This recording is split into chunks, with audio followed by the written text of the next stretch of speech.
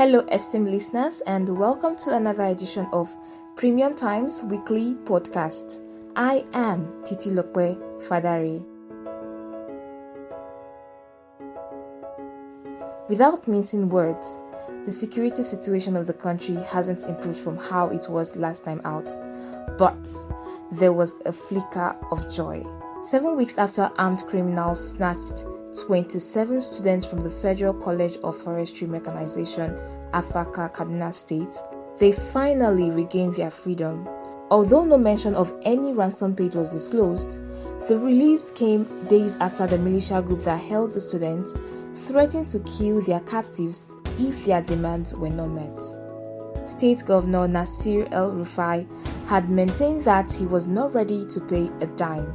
While some say that was the right thing to do, others say it only made sense if the students would be rescued by means other than negotiation. Footages of the reunion between the children and their parents were indeed an emotional one.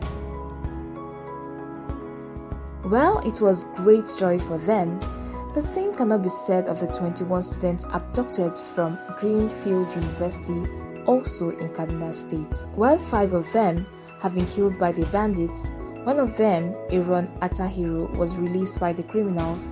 16 others are still in captivity.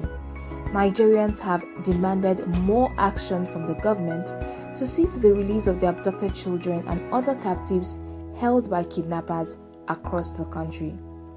President Muhammadu Buhari did not instill so much hope when he spoke through his spokesperson, Garbashio. The president appealed for the release of the students of the Greenfield University and all other citizens held in captivity. Appeal? Nigerians asked the president, as the commander-in-chief of the armed forces, "You don't appeal, you act," they told the president. The criticism of the president is understandable. Kidnapping has not stopped and criminals have continued to have a field day across the field. The president forgets that a roaring lion kills no game.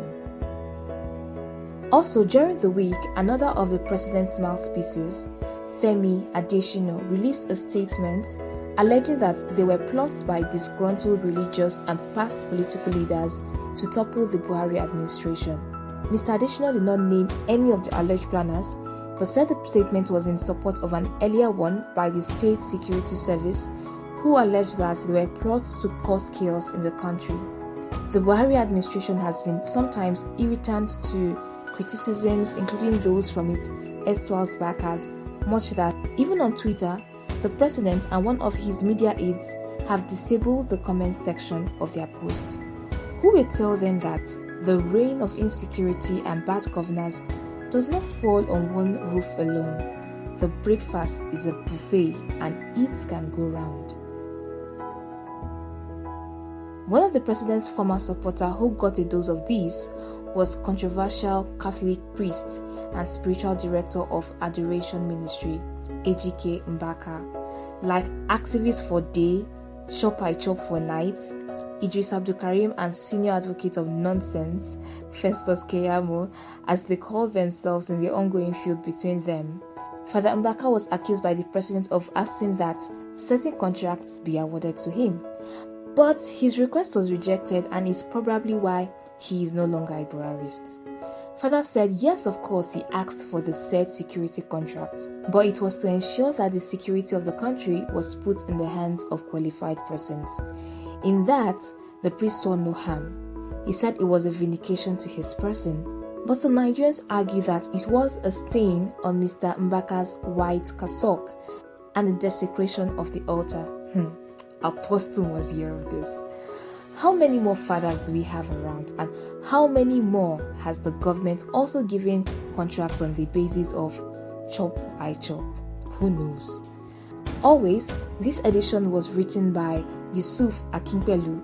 I am Titilope Fadare. See you next week.